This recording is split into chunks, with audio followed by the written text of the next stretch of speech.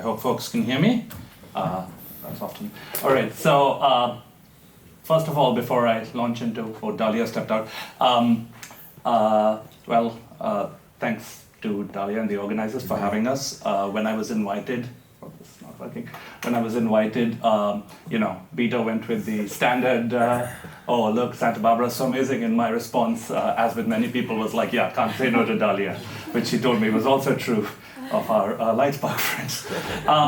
All right, so what's this talk about? In hindsight, it would have been probably better to let, it's another sort of broad overview talk, and maybe it would have been better to let me go ahead of Siamak, because I'm going to reconstruct some of the things.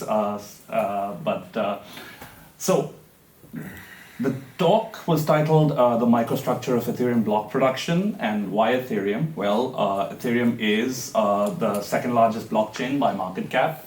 It says 300 billion on the slides. We've not had great months, so it might be down to 200 million now, but let's live with that. It says the most popular for decentralized applications and decentralized finance. That might not be true anymore. We might be second behind Solana, but let's live with that too.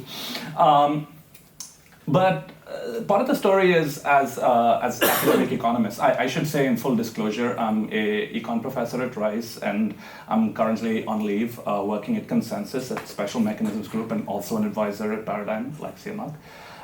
But as when you wear your academic econ hat, we've done a bunch of stuff trying to understand blockchains, especially when you think about them as either protocols with selfish actors, so like the economics of consensus, for example, or when we think about sort of designing the protocol as from a mechanism design perspective. So Siamak has a lovely paper that he didn't talk about, and a bunch of others by Tim Ruff-Carbon and company. But we often abstract away from the details of this chain to study various activity on chains. So for example, the operation of decentralized exchanges, we often just take the underlying blockchain as just a black box, and we talk about how stuff is going to happen. But that's not the way these protocols work, right? So we know how we've studied, or economists have studied, things like centralized markets a lot, so New York Stock Exchange, NASDAQ, but there we have sort of a trusted central party that's going to implement some given rule, like first come, first serve, or price priority. But on Ethereum, what happens, or on like a permissionless blockchain, what happens is the incentives of the person who's in charge of announcing the next block, so to make progress, interact with the thing that you're trying to do on top of the blockchain, so especially like contentious activity or valuable activity like DeFi. And the hope when we started this line of research was hoping that we better understand these incentives and interactions, and that might help us design better DeFi protocols, and maybe of independent interest to us. So what I'm going to try and do is tell you about what happens on Ethereum, and I'm going to talk about a massively understudied auction. It is a well-defined auction. It makes $1 billion a year, 500 million, 1 billion, whatever. Then I'll probably won't have time to get to all the regressions that we ran, so we'll live with that. All right. So when we teach blockchains, especially if we teach them to undergrads, and especially if it's like taught in a computer science department, we often talk about like three kinds of parties. So there are these users, and these users are just people who sign transactions. And these transactions are often like, they could be like DeFi, they could be just transfers. And these transfers, these valid transactions are then gossiped, put into a public or a private mempool. And then we often talk about like there's a proposer, there's a bunch of validators who track announced blocks and contribute to consensus, and then there's one specific miner or proposer who's chosen from that according to proof of work, proof of stake, whatever. And they're the ones who are in charge of making progress. So they look around, see the available transactions, and announce them, order them into a block, announce that block, and then all the other validators vote and consensus happens. So this would be some kind of simplified diagram. There's a bunch of blocks.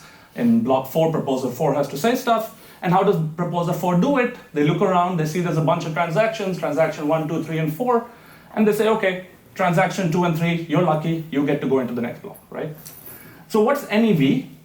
MEV is this idea that even though you might have 1 million validators, like Ethereum claims to have, and you might think, oh, there's a lot of competition to be the proposer, in any given slot, there's a single person who can contribute to consensus, so who can make progress on that block. So there's a single person who gets to announce that, and that means Ethereum blocks are like every 12 seconds. That means for the next 12 seconds, you want to get on chain, this person's the only person who can get you there.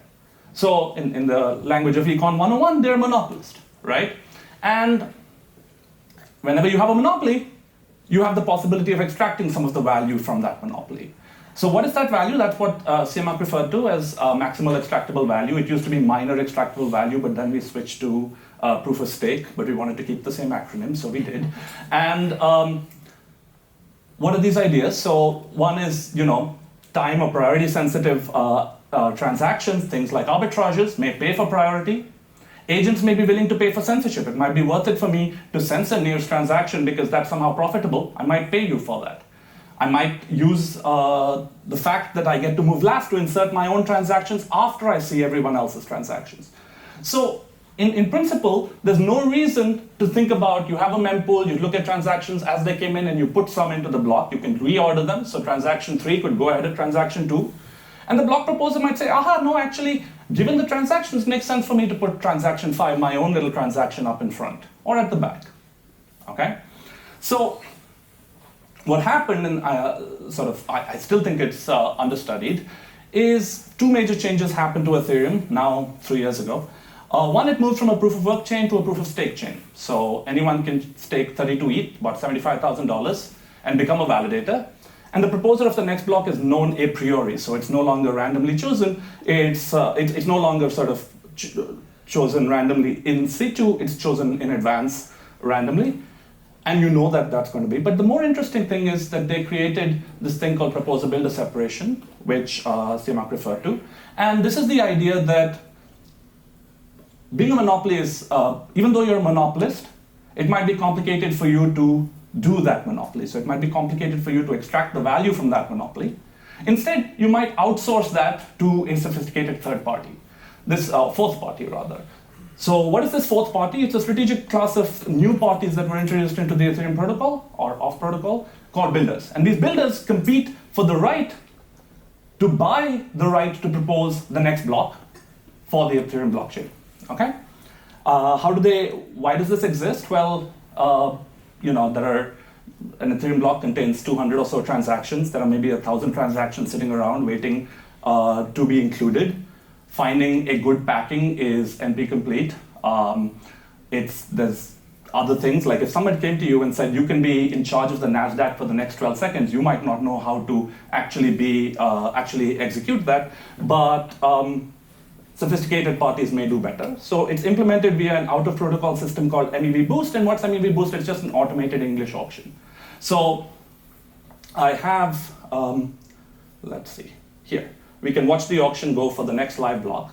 So as you can see, this is our 12-second slot times. Brutally slow compared to Sui, but we'll live with that. And these are bidders bidding. So price is going up, price is going up, price is going up. And then this block closed at about 0.1 ETH, 0.01 ETH, that's $25. So someone's willing to pay $25 just for the right to propose the next block. If we wait long enough, we'll see one that's probably 0.1 ETH. If we wait even longer, you'll see 1 ETH. If you wait even longer, you regularly see blocks with 10 or 15 ETH, at least once a week. So where is that value coming from? What CMAC talked about was C5 DeFi arbitrage. I just want to demonstrate how that plays out within the context. So this is a very special block. This was block number 17195495. What's happening on the left is Binance. So we have the Binance order book. People are trading Ethereum for USD on Binance. And this is giving a constant, this is giving the price as time goes by, as the 12-second block goes by. So when the last block was announced, the price was at this blue line. Okay, so the price was $1950, but this was a pretty special block. Within the scope of that 12 seconds, the price jumped a whole bunch. It actually went all the way up to $1990, almost $2,000. So there was a $50 price deviation in those 12 seconds. Now, what's the problem with that? The problem with that is on the Ethereum blockchain, and in the real world, something has happened, and the price of Ethereum has moved a lot. Or the price of some token that's trading on Ethereum has moved a lot. But on the Ethereum blockchain, nothing has happened for 12 seconds. Nobody knows anything about it. right? So Uniswap is still quoting 1950. If you're the guy who gets to go first up and trade against that pool is offering a massively stale price. You can just buy a bunch of Ethereum on Uniswap, no offense Uniswap, for $1950 and go ahead, turn it around, sell it on Binance for $19.90, make a ton of money. And you can see that reflected in the bids of the MEV boost auction. So actually what you're seeing here, the yellow line is the middle of the bid ask as it evolves over those 12 seconds. And you can see as that yellow line moves over here, the bids in the MEV boost auction are just shooting up. So we start out pretty low, people are bidding like half an ETH, and then people are bidding 12 ETH, 14 ETH, 15 ETH, as many ETH as you want. Then it closed at something like 34 ETH. If you want a more recent example, last year during FBC, we all got home after the evening drinks and what have you. And then you check on Bloomberg and suddenly the Bank of Japan governor has raised interest rates. And that was a surprise, no one was expecting that. The next 20 blocks on Ethereum sold for over 20 ETH each, as like activity went haywire. So people were willing to pay $100,000 or more just to be in that block of Ethereum rather than wait 12 seconds. What did that block actually look like? It's actually quite cool to see. You can see that for that block, 17195495, all the first 12 and actually the first 34 transactions were all by this bot, 0xA69. And the block 0xA69 is actually owned by the builder that won that block. So what did the transaction look like? We can look at the first transaction in the block. The first transaction in the block does exactly what you think it would do. The price of Ethereum has moved up. Ethereum doesn't know about it. The price of Ether has moved up. Ethereum doesn't know about it. So all the pools on Ethereum are offering the wrong price. Well, you just go ahead and buy as much Ethereum as you possibly can. So you go ahead and buy $2,000 ETH for like $4 million on the first trade. And then the second trade, go to a different pool and do that. Third trade, go to a different pool and buy a different asset that has jumped up. And do that for the next 34 trades until you make a bunch of money. Okay? Back to my story. Where did my slides go? All right. So, like I said, MEV is an opt-in system that any proposer can use. How am I doing in time? Oh, 5 minutes, okay. I have only 40 more slides, so I'm sure we can get through them. Proof of work, you can see that I did some research. All right, so it's a very simple auction. The proposer of the next block calls the auction in their slot. The bidders bid in this open outcry English auction. That's an out-of-protocol thing that we just saw happening. And the winning bidder's block is announced as the next block. The winning bid is paid to the proposer, right? It's been incredibly, depending on who you ask, at least it's been adopted. It's whether it's successful or not in some long-run sense, we'll see. But it's about 90% of blocks, all blocks proposed on Ethereum are sold by the MEV Boost auction. It's made about 650,000 ETH. So this is probably the most understudied auction. Economists, especially auction theorists, just go, or empirical auction people, go hunting for auctions to run their models on. This is an auction that runs every 12 seconds, so we have millions of data points, and it's for real money. It's about $1.8 billion at current prices. And if I had another 30 minutes, I'd tell you about what we did with it.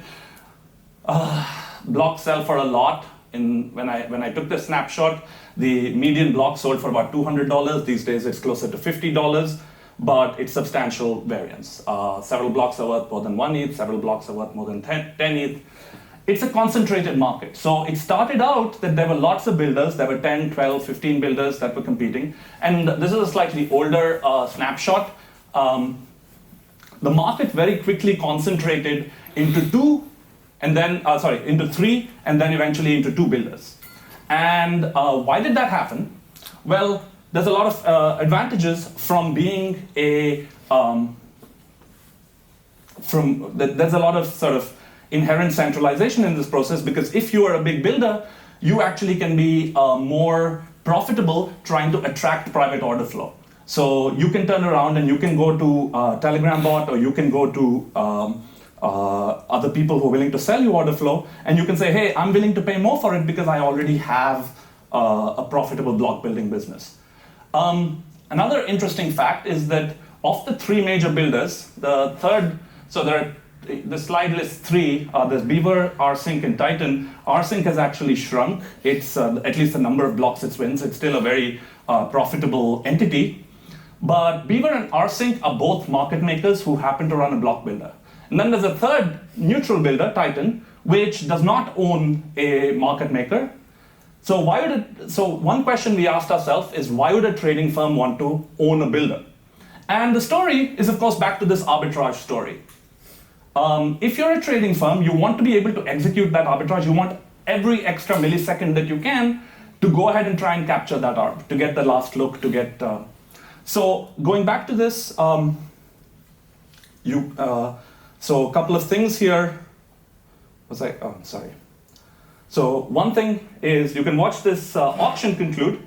So notice that even though the Ethereum block time is 12 seconds, notice this auction concluded at a little later than 12 seconds. It actually concluded at 13 seconds. And that's because a lot of validators have because everyone's willing to pay more and more, the value is super linear, as CMAC told us, validators realized that they would be silly to actually close the auction at 12 seconds. If you run it a little bit longer, you can steal a little bit of time from the next validator and also get more money on average. So that happens. The other thing you can do if you're an integrated builder is you can bid a little later in the block. So this little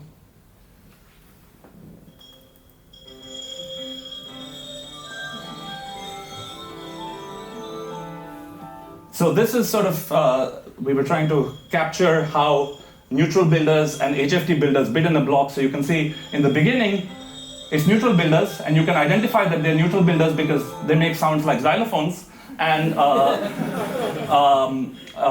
integrated builders, HFT builders, bid later, and you can identify those because they make sounds like pianos. So, anyway. Oh, I should stop this before. Anyway, so what we did then, 2 minutes, okay, I'm going to stop early. Like I always do.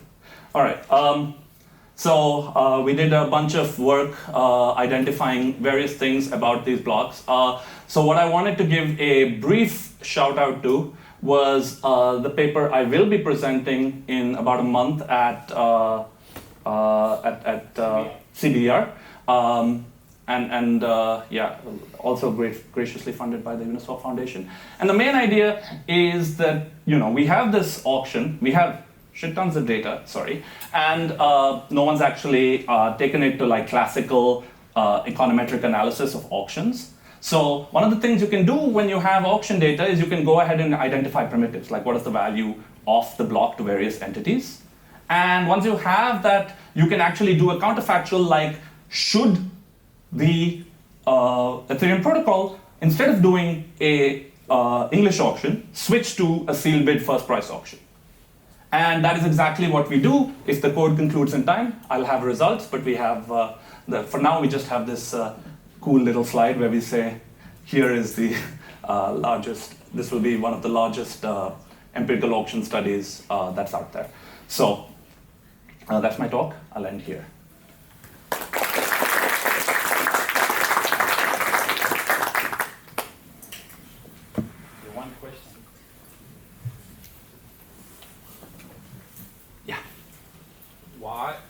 Why do people bid less than the largest current bid?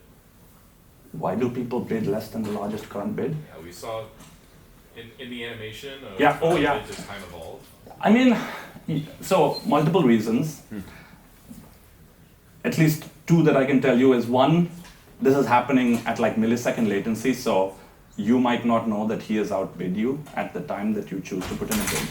The other reason is that this is not a centralized protocol. So there are actually multiple relays who are running the auction at the same time. So this picture was actually pulled together by splicing bids on a on a millisecond interval, like timestamp basis of bids across 3 different relays. What a given validator does is that it might be subscribed to only one of those relays and go and pull the best bid from that one. That might be running higher or lower than a different relay. Okay, so different relays can be running slightly differently. There's network jitter. Basically, those are the reasons. Or yeah, those are the main ones I want to go into. Yeah. Why was an English auction used as the block building auction? The English auction was used, I think, because it was just it's dynamic, and we know there's new information coming in every millisecond, so it made a lot of sense. I honestly, I'm going to just show you one last picture, which I think is useful. So my sort of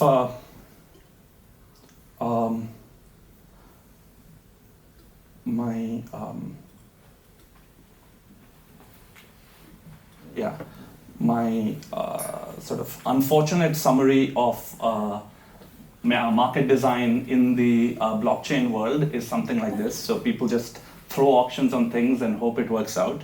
Yep. So there is, I think, a lot of fruitful research, just rethinking, did we choose the right auction for the right outcome? I don't see, a priori, there isn't a reason for it to be wrong. It's a sensible auction format, but. That's what I'm wondering, like, why not use a GDA or second price auction? There is, I mean, a GDA is sort of the wrong thing because information is coming in over time here. Makes sense. So, and second price, the issue with first price and second price is you'll have to like really collect the bids right at the last instant. But yeah, got it. I think yeah. Any other questions? Thank you. All right, thank you very much.